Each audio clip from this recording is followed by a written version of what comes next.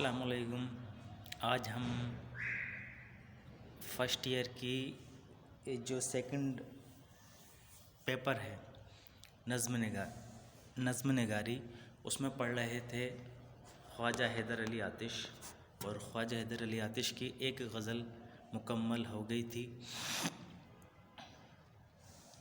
آج ہم ان کی دوسری غزل کے بارے میں پڑھیں گے۔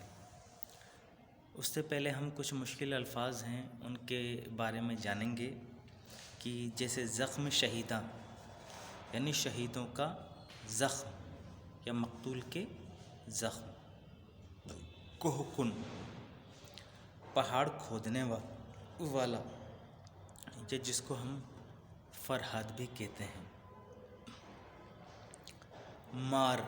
مار کا مطلب ہوتا ہے سانپ۔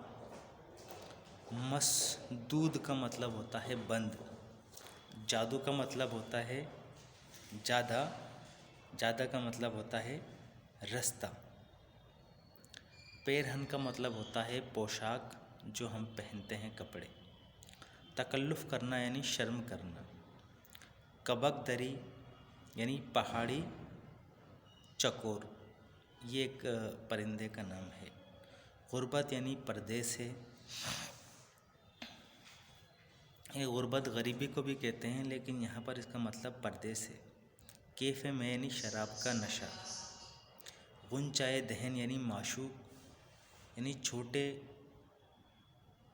منہ والا۔ غنچہ دہن معشوق۔ ایک ہے تقلید کا مطلب ہوتا ہے کسی کی پیروی کرنا۔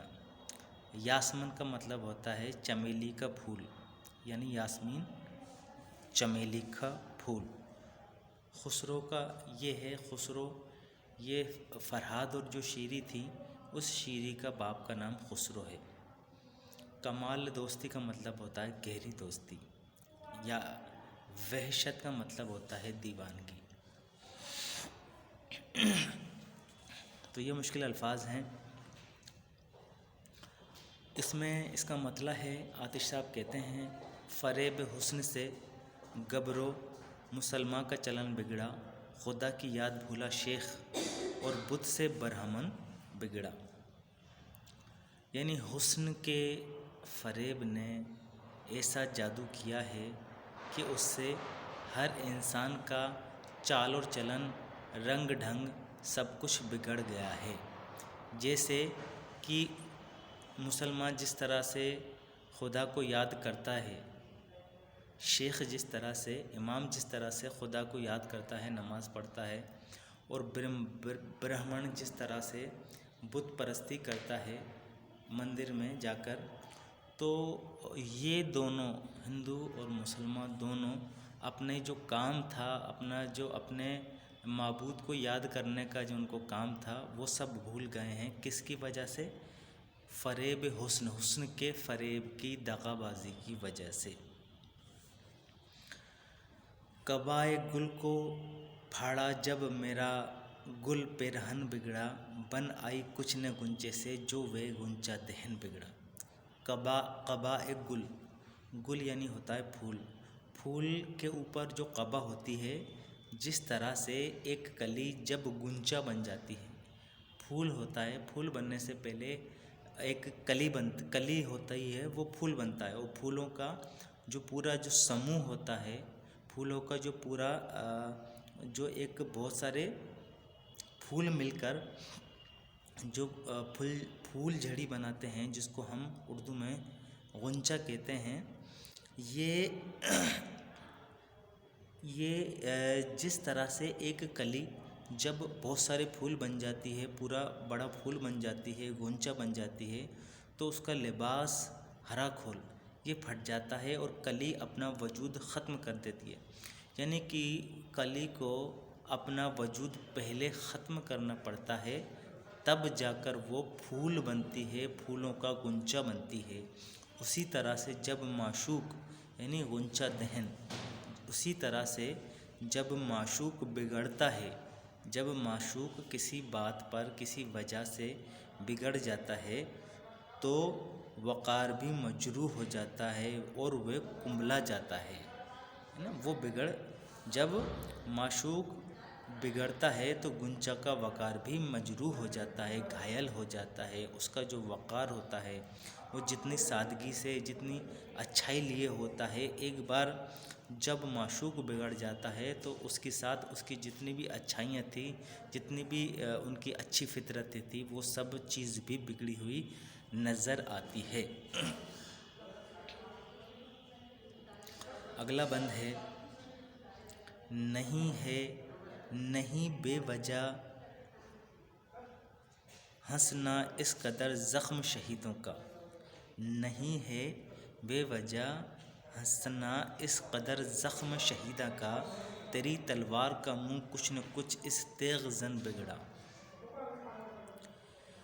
یہاں پر آتش صاحب اس کا مطلب بیان کرتے ہیں، وہ یوں ہے کہ عاشق کو جو نئے نئے زخم محبوب کی جانب سے، محبوب کی طرف سے جب ملتے ہیں تو وہ اس کی ناکامی پر ہنس رہے ہوتے ہیں، اپنی ناکامی پر، اور اپنی ناکامی اور معشوق کی ناکامی دونوں ایک چیز ہیں، تو ان کو اس بات پر ہنسی آتی ہے کہ میرا محبوب مجھ کو روزانہ نئے نئے زخم دے رہا ہے، کہ اے تیغ زن تجھ کو، تیغ کا مطلب ہوتا ہے تلوار، کہ اے تیغ زن، اے تلوار پکڑے ہوئے انسان، تلوار چلانے والے، تجھ کو تیغ زنی بھی کرنی نہیں آتی، تجھ کو تلوار چلانی بھی نہیں آتی، اور الٹے سیدھے وار کر رہا ہے، جس کی وجہ سے عاشق کے زخم ہرے ہو رہے ہیں، ہنس رہے ہیں۔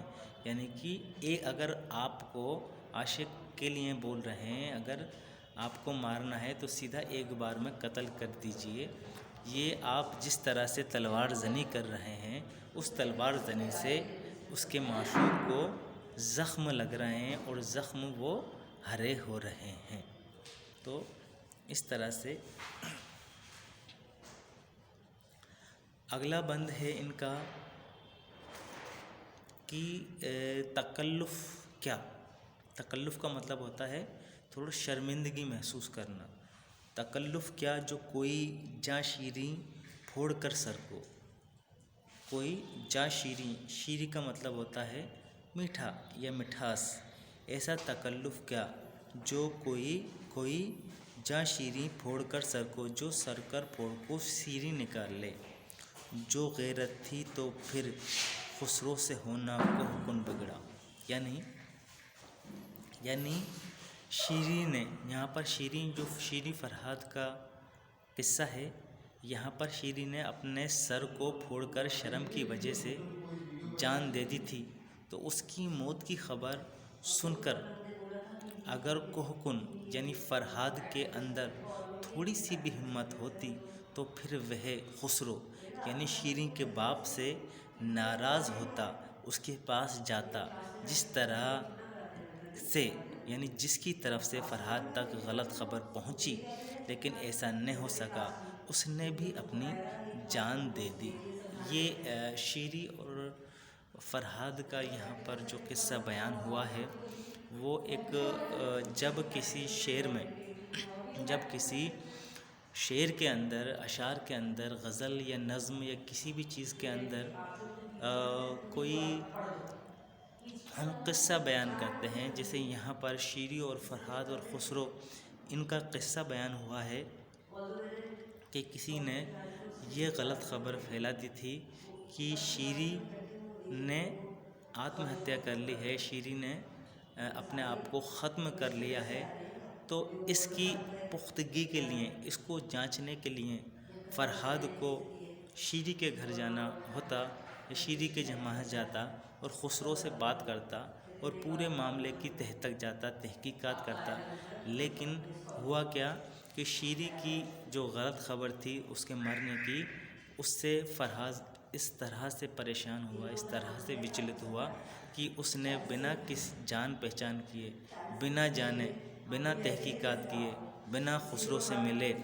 اپنے آپ کو بھی ہلاک کر دیا۔